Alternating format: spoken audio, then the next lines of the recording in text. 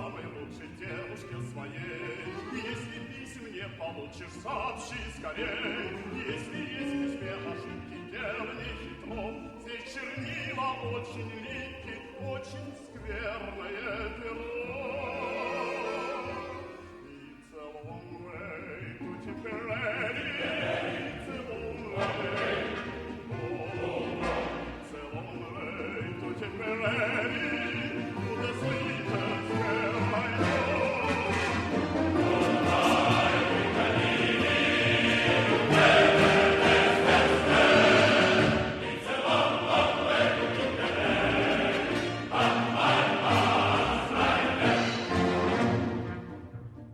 Esto es Blitzocast, el Histocast de los lunes alternativos.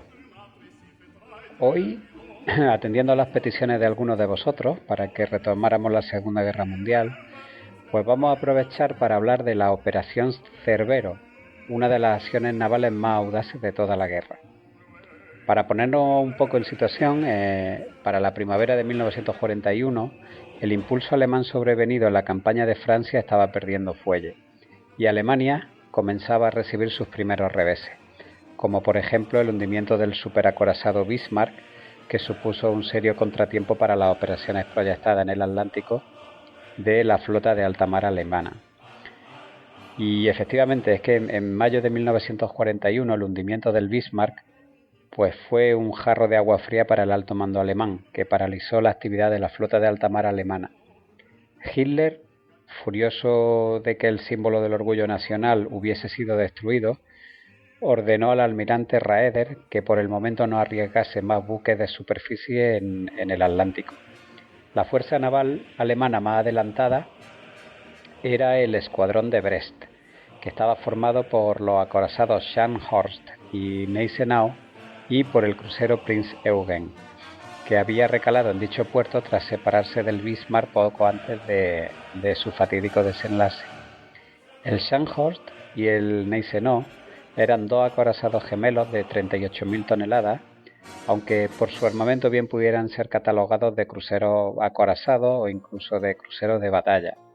Debido a restricciones políticas e industriales en la Alemania de los años 30, pues solo pudieron equiparlos con 9 cañones de 280 milímetros montados en 3 torretas triples, lo que suponía una batería naval muy inferior a la de los acorazados de su porte.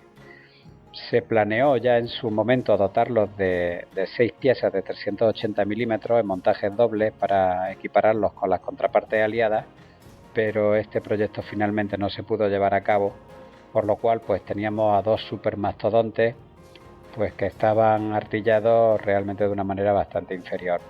El Prinz Eugen, por su parte, era un crucero pesado de la clase Admiral Hipper de 19.000 toneladas y equipado con 8 cañones de 203 milímetros. A comienzos del verano de 1941, Hitler manifiesta su temor a que los británicos pudieran estar preparando la invasión de Noruega y presiente también en cierto modo que los Estados Unidos pudieran entrar en guerra y que si lo hacían o acababan finalmente haciéndolo, los mares del Ártico pues se iban a convertir en un paso vital para la creciente ayuda estadounidense a la Unión Soviética.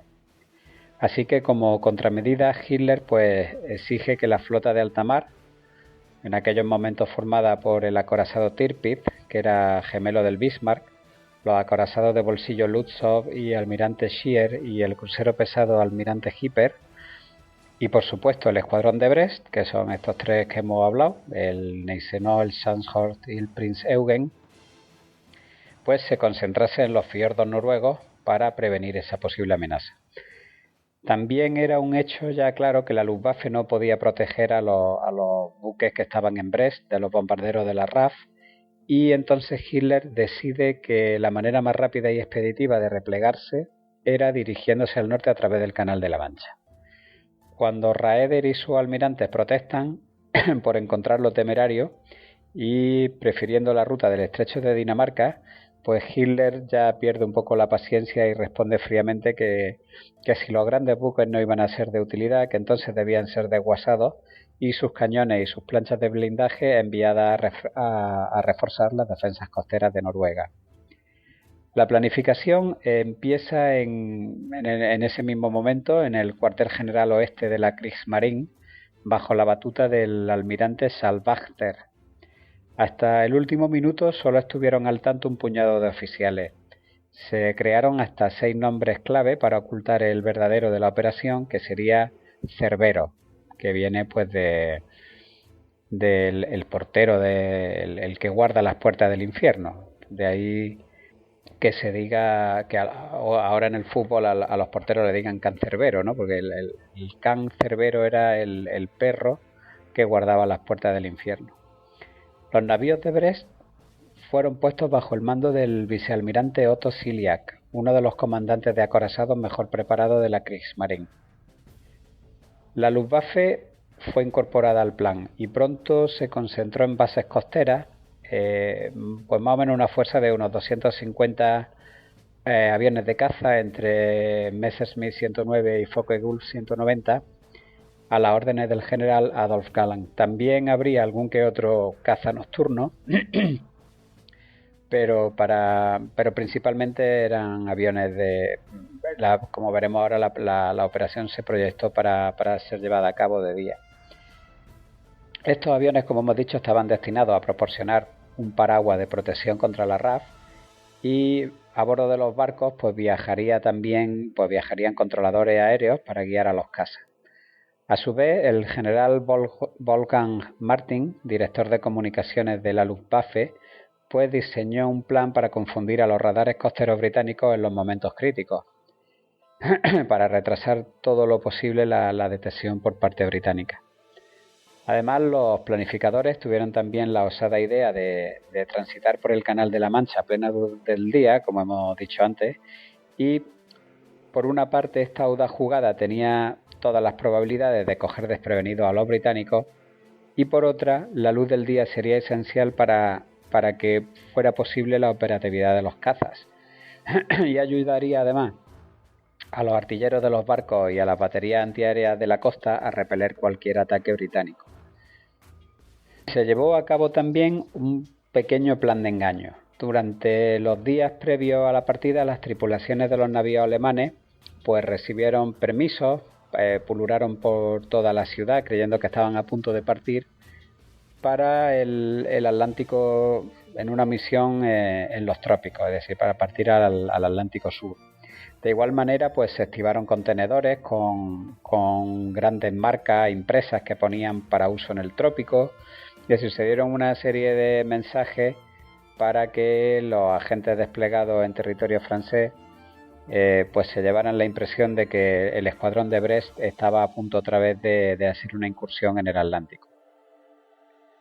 Partiendo de noche y navegando a toda máquina, las 3 unidades navales deberían realizar la primera etapa del plan al amparo de la oscuridad.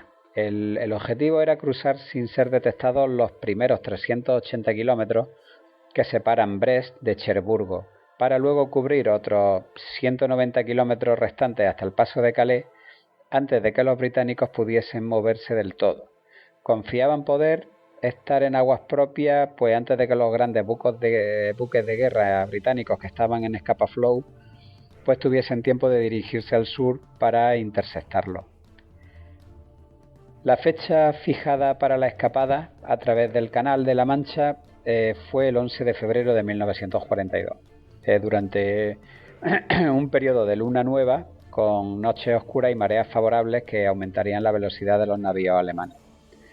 Así que la misma tarde del día 11, mientras los barcos levantaban presión, la ciudad de Brest fue acordonada de modo que nadie pudiese entrar o salir del área portuaria, y esta medida facilitó o impidió que un agente británico llegase a su equipo de radio oculto y pudiese advertir a Londres de la salida inminente de estos barcos. Así que a las 10 menos cuarto de la noche, los buques de la Kriegsmarine soltaron amarras, salieron del puerto con dirección a la península de Cherburgo y alcanzaron rápidamente una velocidad de 25 nudos. Como estaba previsto, la noche era oscura y brumosa, y mirando a popa desde el Sandhurst, pues el almirante Cilias podía ver la silueta del Gneisenau y detrás la del Prinz Eugen avanzando en perfecta formación.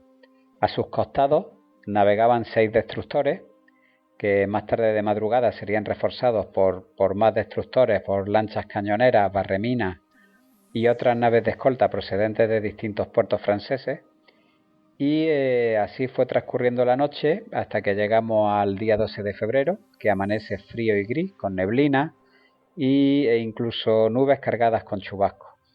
La escuadra alemana había cubierto ya 400 kilómetros y para alivio del almirante Ciliac, pues parecía que habían logrado pasar desapercibidos. No se había detectado ningún submarino británico y los aviones de la RAF que normalmente patrullaban toda la zona del Canal de la Mancha, pues parecían haber pasado por alto a esta gran formación de buques que se dirigía al norte. Con las primeras luces del día empezaron también a llegar los cazas de Galland, formando una pantalla aérea. Sobrevolando los navíos alemanes había constantemente 16 cazas, y durante 20 minutos de cada hora, mientras se producían los relevos, pues llegaba a haber hasta 32 aviones sobre el espacio aéreo que ocupaba el escuadrón. La primera parte del plan había salido a la perfección, lo que hizo que Ciliac temiese una trampa. No obstante, habían llegado ya demasiado lejos, habían navegado un largo trecho, ya ni había manera de volverse atrás, ni tampoco era planteable, y por lo tanto pues siguen avanzando a toda máquina. En realidad los británicos aún no habían descubierto la escuadra alemana y la neutralización de los radares se había llevado a cabo de manera tan ingeniosa que los operadores británicos a lo largo de la costa de Kent habían tomado a los navíos alemanes por interferencia atmosférica. Las escasas señales que llegaban no tenían mucha coherencia y por tanto ninguna de las estaciones de radares llegó a transmitir esos informes a cuarteles superiores que con el debido análisis, seguramente y uniendo todos estos informes de las distintas unidades de radar, probablemente hubieran detectado una pauta y hubieran descubierto el pastel, pero no fue el caso. El primer indicio de la presencia alemana llegó por accidente. A las 10:42 de la mañana, un par de Spitfire que perseguían a unos Messerschmitt sobre el Canal de la Mancha, pues vieron debajo de ellos el asombroso espectáculo de la escuadra alemana. Así que unos minutos más tarde, otros 2 aviones británicos que estaban en patrulla de rutina salieron de las nubes y se encontraron también de bruces con el mismo espectáculo. Sin embargo, al no tener instrucciones para reportar avistamientos, esperaron a informar una vez hubieran aterrizado en sus bases para no romper el silencio de radio, lo que pues les dio también un tiempo extra a los alemanes en uno de los sitios más críticos de toda la operación, que era invocando el estrechamiento de Calais. Por fin, a última hora de la mañana, el sistema defensivo británico se pone en marcha. Las órdenes fueron transmitidas por teléfono a las bases del mando costero de la RAF, a una flotilla de destructores en Dover, a escuadrones de lanchas torpederas y a las baterías de artillería de costa. Pero la reacción fue vacilante y lenta. Tal como había previsto Hitler, los ingleses habían sido tomados por sorpresa. Las primeras en actuar fueron las baterías costeras de Dover, que lanzaron varias andanadas de proyectiles de 230 milímetros hacia los distantes buques alemanes, que cubiertos por la niebla, pues navegaban pegados a la costa francesa pues todo lo que podían. Los proyectiles se quedaron cortos por 1 milla y tras unas 33 andanadas inútiles las baterías de Dover dejaron de disparar. A mediodía, la flotilla de Ciliac pues había salvado la extensión más estrecha del canal entre Dover y Calais y los navíos alemanes habían recorrido unos 580 kilómetros de aguas prohibidas. 320 kilómetros más y estarían a salvo. Mientras la flota alemana entraba en las estrechas aguas que había entre Ostende y la costa suroriental de Inglaterra, 2 lanchas cañoneras y un escuadrón de lanchas torpederas salieron a toda velocidad del puerto de Dover y, brincando a unos 35 nudos en un mar ajeitado, se acercaron a la escuadra alemana. El Sandhurst y su escolta de destructores las repelieron con un infierno de fuego de artillería y las lanchas lograron lanzar algún puñado de torpedos, pero ninguno llegó a dar en el blanco. Así que casi de inmediato los artilleros alemanes se tuvieron que enfrentar a otro peligro. Media docena de bombarderos torpederos Swordfish, que son los famosos aviones biplanos que habían logrado tocar al Bismarck, pues al mando del teniente Eugen Esmond, que precisamente había sido veterano de aquel ataque, procedentes de Manston, pues se dispusieron a atacar a la flota. Aunque iban escoltados por 10 Spitfire, los Swordfish pues fueron presa fácil para los Messerschmitt 109 y los Gulf 190. Los cazas alemanes se abalanzaron sobre la formación británica y con su ametralladora y cañones de 20 milímetros agujerearon las alas, hicieron estallar los depósitos de combustible y desgarraron a los aviones que estaban pues recubiertos de trozos de lona. Varios Focke-Wulf se vieron obligados incluso a bajar sus trenes de aterrizaje y los flaps pues para reducir su velocidad y poder ponerse a la altura de los Swordfish para ametrallarlos. Mientras tanto, los artilleros de los barcos disparaban al mar para crear una cortina defensiva de agua y metralla. Uno a uno, los aviones torpederos se estrellaron en el canal y se hundieron. Murieron 13 de los 18 aviadores que iban a bordo y 5 supervivientes heridos fueron recogidos por los británicos luego. Ni un solo torpedo había dado en el blanco. Y Esmond, que murió en la acción, recibiría la Cruz Victoria por este encuentro a título póstumo. La verdad es que el ataque de los bombarderos Swordfish en la operación Cerbero fue un acto de valor absolutamente increíble y plenamente reconocido por ambos bandos, tanto por el almirante Ramsay británico, que estaba dirigiendo las operaciones, como por el almirante Ciliac, que lo dejó anotado en el libro de bitácora. Ciliac, que observaba los ataques desde el puente de mando del Sandhurst, estaba sorprendido por la ineficacia de la respuesta británica, así que su siguiente preocupación empezaron a ser las minas. Ambos bandos habían plagado el canal con miles de minas. Los barreminas alemanes habían trabajado varios días para despejar una ruta entre dichos campos, pero en algunos lugares las áreas despejadas apenas tenían 800 metros de anchura y las minas eran fáciles de pasar por alto. Para confirmar los peores temores de Ciliac, el Sandhurst pues fue súbitamente estremecido por una fuerte explosión. Sus motores se pararon y al cabo de unos instantes el buque de guerra de 38.000 toneladas se mecía inmóvil en el agua. Una inspección de los ingenieros rápida mostró que una mina había dañado el casco y la hélice. Así que, temiendo que las reparaciones llevasen muchas horas, Ciliac ordenó al destructor Z-29 que se abarloase. El almirante descendió del Sandhurst a la cubierta del destructor y este, ahora buque insignia de Ciliac, pues partió a toda velocidad para reunirse con el resto de las unidades de la escuadra. Los británicos seguían sin poder montar un ataque organizado, lo habían cogido totalmente por sorpresa. Un par de escuadrones de bombarderos ligeros, Beaufort, se dirigieron en busca de la escuadra, pero con la precipitación, algunos no habían sido armados con torpedos y otros no llegaron a reunirse con su escolta de caza. Al fin, unos cuantos Beaufort localizaron al grupo principal de buques alemanes, pero tras efectuar el ataque pudieron comprobar que no habían causado ningún daño. Tampoco consiguieron su objetivo las bombas lanzadas por un escuadrón de bombarderos medianos Lockheed Hudson.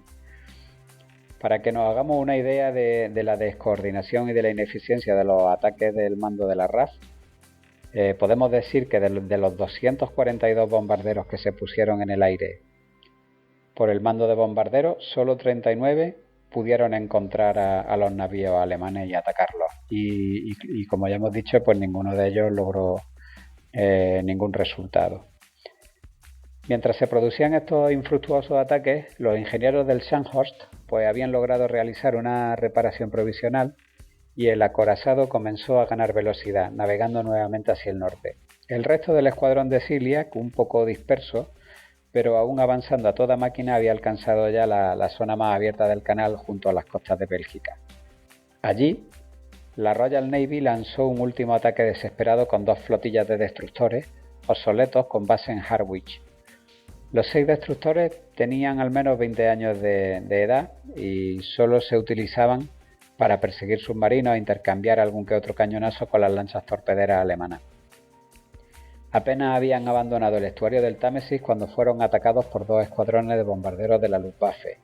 Poco después, en una sucesión de calamidades, fueron atacados de nuevo, esta vez por error, por bimotores Hamden del mando de bombarderos de la RAF. Salieron indemnes de milagro, pues ninguna de las bombas tocó el blanco, hizo blanco y siguieron en busca de la escuadra alemana. A las 3:17 de la tarde, el destructor que iba en cabeza, el Campbell, pues recogió en la pantalla de radar señales de los buques alemanes a unos 15 kilómetros de distancia. El Campbell y 2 de sus buques gemelos, el Vivacious y el Worcester, pues se aprestaron para atacar al Gneisenau, mientras que los otros 3 destructores giraban para enfrentarse al Prinz Eugen. Los vigías y oficiales del control de tiro de los navíos alemanes se sorprendieron al ver pues embarcaciones tan pequeñas desafiando a la enorme artillería naval que montaban estos navíos. Recordemos que el Sandhurst venía más retrasado porque lo había tocado una mina. Así que cuando los destructores británicos se situaron en paralelo para lanzar sus torpedos, el Gneisenau y sus escoltas empezaron a disparar. Los proyectiles comenzaron a caer cerca del Campbell y del Vivacious y pronto fue tocado el Worcester. Desde una distancia de apenas 2.700 metros, 3 andanadas del Gneisenau alcanzaron al destructor, destruyendo una de sus cubiertas, derribando el puente de mando, reduciendo su sala de máquinas a chatarra y produciéndole 27 muertos. Entre tanto, los otros destructores desaparecieron en un banco de niebla, evitando así ser aniquilados. Otro ataque que no lograba infligir el más mínimo daño a la flota del almirante Siliak en las mismas narices de los británicos. Durante las últimas horas de la tarde, bombarderos de la RAF se toparon una y otra vez con las barreras de fuego antiaéreo levantadas por el Gneisenau y el Prinz Eugen y por tanto sin poder siquiera acercarse para efectuar su ataque. El tiempo empezaba a empeorar y pronto unos bancos de nubes densas cubrieron a los navíos alemanes. En el destructor Z-29 el almirante Siliak decidió volver a su buque insignia. Un pequeño proyectil antiaéreo había dañado una tubería de combustible reduciendo la velocidad del destructor a unos 25 nudos. Así que otro destructor, el Hermann Schoemann, recibió la orden de ponerse al lado. Mientras era trasladado al nuevo buque insignia, se llenó de orgullo ante la visión del Sandhurst, pues avanzando implacable a 25 nudos otra vez. Delante aguardaba un último y estrecho corredor entre las islas Frisias. A las 7:55 de la tarde se produjo una explosión ensordecedora. El Gneisenau había chocado con una mina y se le había abierto una grieta grande en el casco, cerca de la popa. Los equipos de control de averías parchearon rápidamente el agujero con unas planchas de acero especiales y el acorazado siguió navegando a menor velocidad. A la mañana siguiente, el Gneisenau estaba frente al río Elba. La cadena del ancla se soltó con estruendo, el capitán hizo parar los motores y la ansiosa tripulación estalló en vítores y aplausos. El Prinz Eugen llegó poco después en un ambiente similar. Entretanto, el retrasado Sandhurst había chocado con una segunda mina la noche anterior y los equipos de reparaciones habían trabajado durante 3 horas antes de que el capitán pudiera comunicar que podía continuar a 12 nudos. Siliak, que había estado dando vueltas alrededor, dándole protección en el Schoemann, se separó y llevó a su modesto buque insignia, este destructor, a Wilhelmshaven. Más tarde esa mañana, el almirante recibió a sus capitanes en su camarote, recogió su informe y ofreció una celebración por la victoria. Envió a París y Berlín un mensaje que decía: «Es mi deber informarles que la operación Cerbero ha sido completada con éxito». Y en un mensaje personal a Raeder le añadía: «Ha sido un día que probablemente se recuerde como uno de los más audaces de la historia naval de esta guerra». En Gran Bretaña, el periódico The Times resaltaba: «El almirante Siliak ha salido triunfante donde el duque de Medina Sidonia fracasó. No ha habido nada más humillante para el orgullo de nuestro poder naval desde el siglo XVII. Ha sido el final de esa leyenda de la Royal Navy por la que ninguna flota enemiga en tiempos de guerra podría atravesar al que orgullosamente llamamos el Canal Inglés. Y efectivamente, con todo el poderío naval británico, con el ímpetu alemán después de la campaña de Francia decreciendo y ya con los últimos estadios de la Blitz, con una Alemania mirando hacia la Unión Soviética, los alemanes lograron pasar a un escuadrón de 2 acorazados y un crucero de batalla por el mismísimo Canal de la Mancha, ante las mismas narices de los británicos a través de Calais, con éxito después de una brillante operación en la que los británicos habían sido tomados por sorpresa. Y con esto nos despedimos y ya pues esperamos que estéis otra vez con nosotros el próximo lunes, que será la segunda parte del Histocast de Vietnam. Nos vemos.